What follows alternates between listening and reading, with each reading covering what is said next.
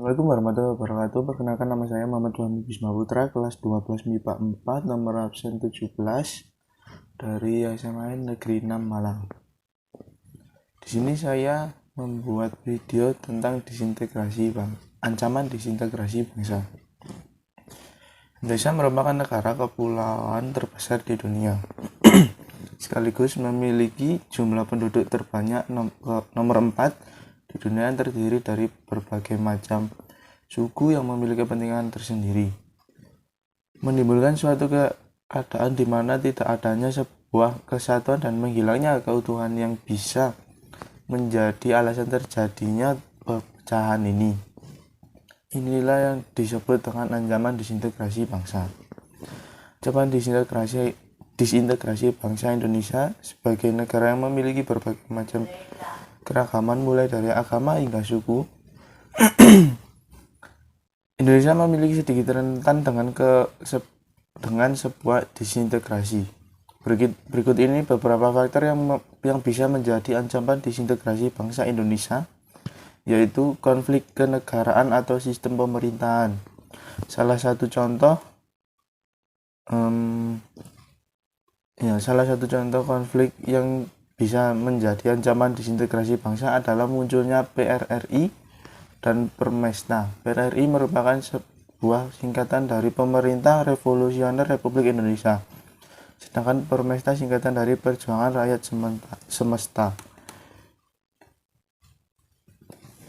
Pergerakan ini terjadi di Sulawesi dan Sumatera karena angkatan darat yang ada di Sulawesi dan Sumatera merasa tidak diperlakukan adil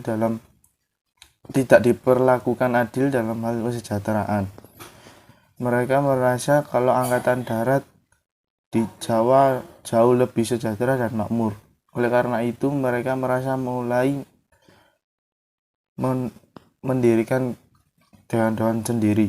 Dewan-dewan ini juga memiliki pemimpinnya masing-masing, diantaranya Dewan Banteng di Sumba dipimpin oleh Kolonel Ahmad Buset, Dewan Gajah di Medan dipimpin oleh Maludin Simbolon, Dewan Manguni di Manado dipimpin oleh Letkol Fajih Sumual, Dewan Garuda di Sumsel dipimpin oleh Letkol Berlian.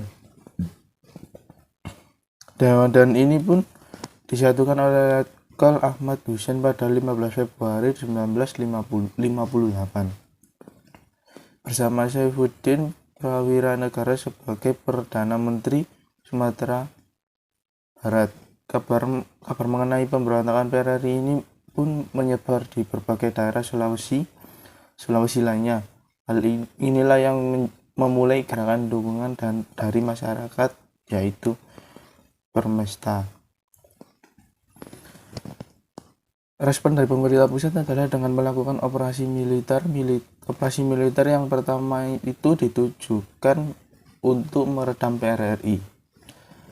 Dan operasi ini bernama Operasi 17 Agustus, dipimpin oleh Letkol Ahmad Yani, mencegah ancaman disintegrasi bangsa ini.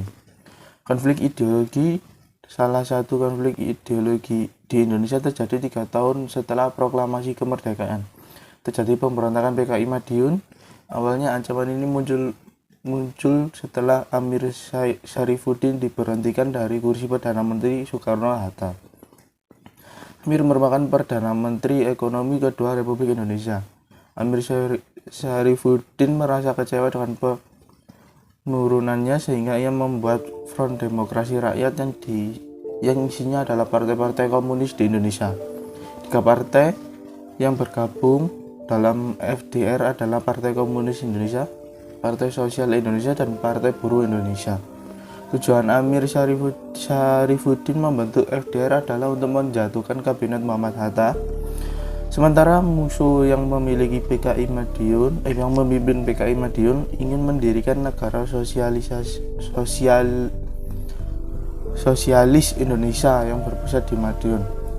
Untuk mencegah pemberontakan negara yang terus berlanjut, pemerintah pun mengirim angkatan bersenjata ke Madiun dan terjadi pertempuran. Perbedaan ideologi antara komunisme dan Pancasila menjadi pemicu dari konflik ini. Konflik kepentingan. Salah satu bentuk dari konflik ini adalah pemberontakan Republik Maluku Selatan.